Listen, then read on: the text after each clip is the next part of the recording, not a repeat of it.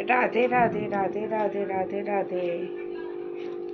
आज मैं आप लोगों की श्री कृष्ण जी के प्रेम की कथा बताने जा रही हूँ कि वो लोग कहाँ मिले थे, कब मिले थे पहली बार। राधे और कृष्ण जी का प्रेम कहानी क्या, अभी मैं आप लोगों को ये बताने जा रही हूँ। बचपन। राधा कृष्ण का प्रेम केवल एक साधारण प्रेम कहानी नहीं है, बल्कि इसे आत्मा और परमात्मा के मिलन की कहानी है। परमात्मा के मिलन का प्रतीक है। हिंदू धर्म में यह भक्ति और समर्पण का सर्वोच्चतम रूप है, जो सदियों से लोगों को प्रेरित करता आया है। बचपन का पहला मिलन। भगवान कृष्ण जब जन्म हुआ था, लेकिन उनका पालन पोषण और वृंदावन में हुआ था। वहीं राधा पास के ही गांव बरसाना की एक सुंदर ग्वालिन थी। जब कृष्ण अपनी बांसुरी बजाते थे तो उसकी मधुर धुन पर केवल राधा ही नहीं, बल्कि पूरा वृंदावन मंत्रमुग्ध हो जाता था।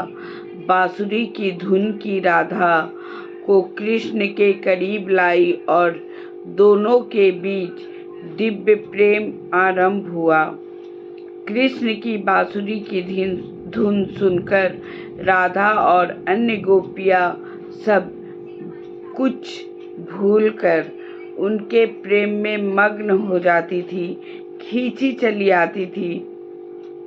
वृंदावन में उनके प्रेम, रासलीला और होली के उत्सव में से आज भी बहुत सारी लोकप्रिय उनकी प्रेम की सांसारिक स्वार्थ से परे था।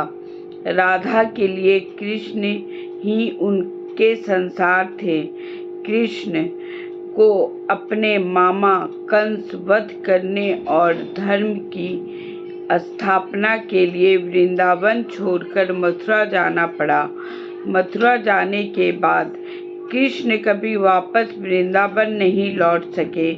इसके बाद उनके जीवन का सबसे कठिन चरण विरह, बिछड़ने का दुख शुरू हुआ, जिसे हिंदू धर्म में सर्वोच्चतम भक्ति और प्रेम की आस्था माना गया है। कृष्ण के बिना राधा का जीवन विरह की अग्नि में जैसे जलता गया। जब कृष्ण मथुरा और द्वारका में व्यस्त थे, तब राधा ने अपनी अंतिम घड़ी में कृष्ण को याद किया। पौराणिक कथाओं के अनुसार कृष्ण राधा के सामने प्रकट हुए, अपनी बांसुरी बजाई। उस मधुर धुन को सुनते हुए राधा ने अपने प्राण त्याग दिए और वे सदा के लिए कृष्ण में विलीन हो गई।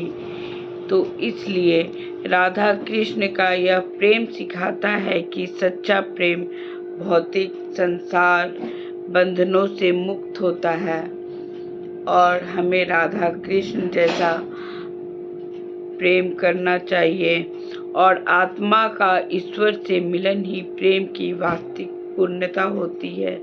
इस तरह राधा और कृष्ण का मिलन हो गया। तो एक बार प्रेम से बोलिए राधे राधे राधे राधे। जय राधे कृष्ण।